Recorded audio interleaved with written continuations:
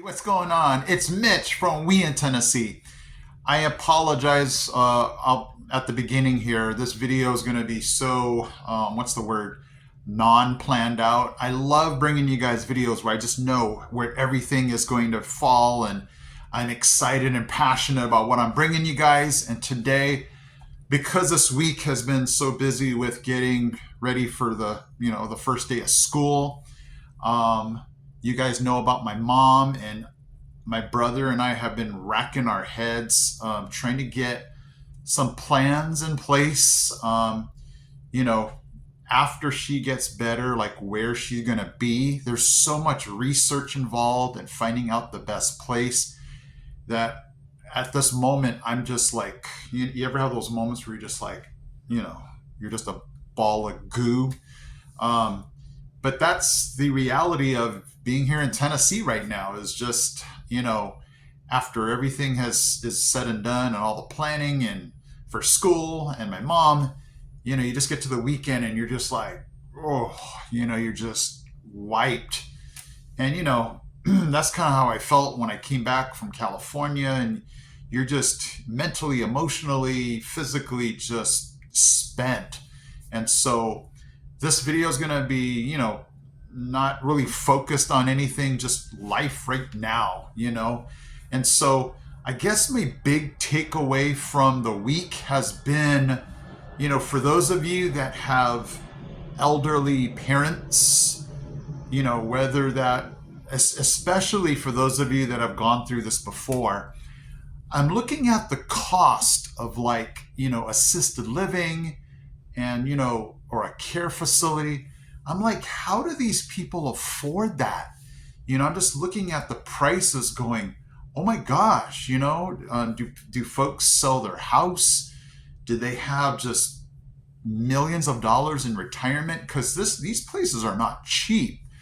Especially if they need, like skilled, nursing or, other things like that.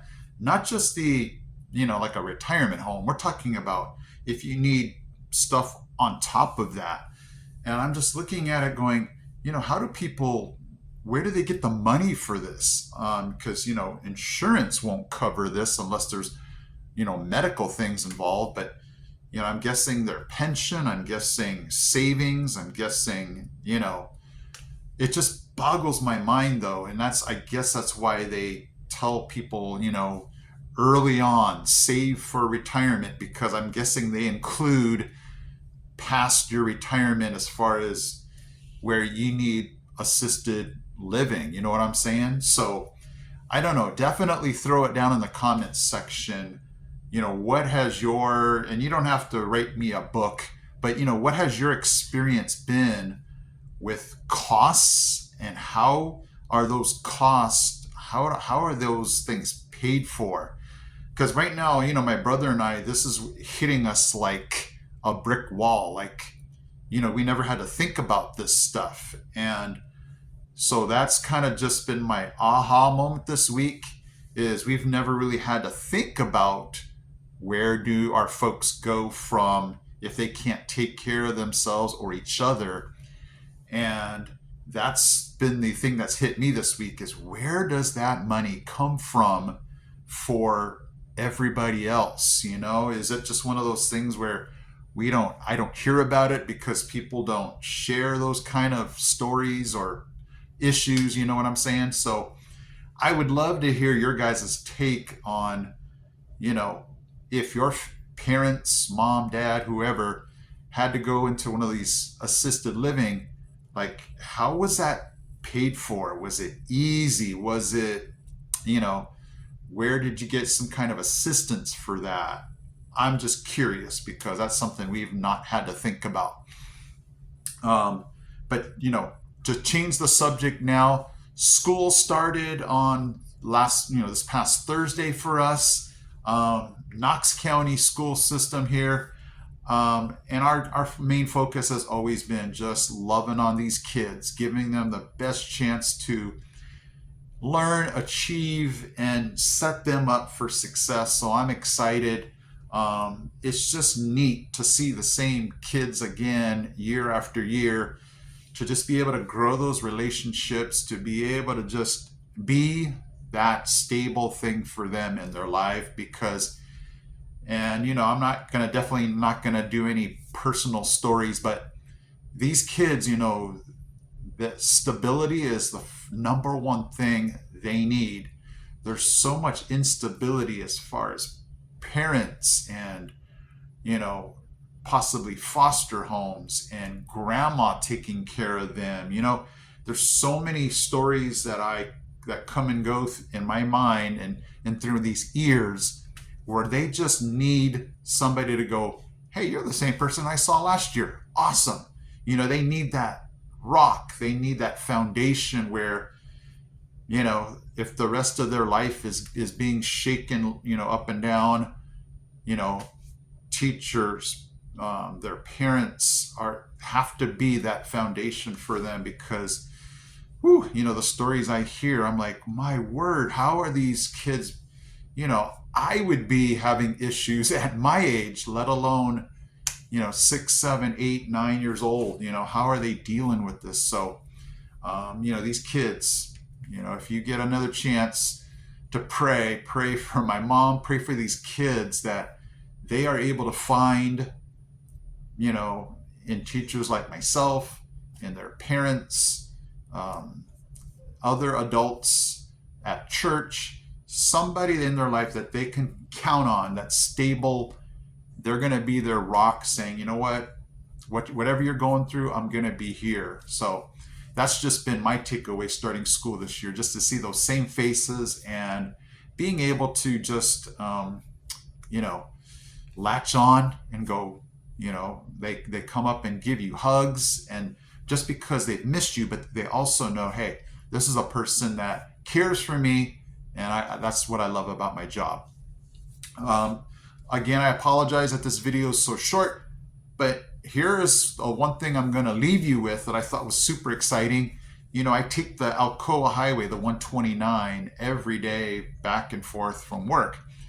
And they've been working on sections, and they've been working on the northbound section. And today they opened it up like, hey, I've never been through this part of the highway before. I apologize because the dashboard mount that I put my camera on was the unstable one. I don't know what I was thinking. I should have put it in the middle where it doesn't move up and down. But this is going to be the section. It's now off to the side. If you're, driving up, it's going to be on the right side. They've been working on that part, the expansion of it. And currently now they're working on the middle to get the concrete barrier up in the middle. But it's coming together. It's a lot smoother, and I can already tell that once they widen this thing, it's going to definitely be it's a pretty nice drive in the morning. A lot of people ask me, it takes me a half an hour, but it's a straight shot. Once I get on the 129, I don't do any stopping unless there's traffic. And it's a really nice drive until you get those folks that, now what's the Tennessee word? They like to drift you. Somebody said tailgating was the wrong term, so I want to get it. I want to get the Tennessee term right, where they're just on your tail.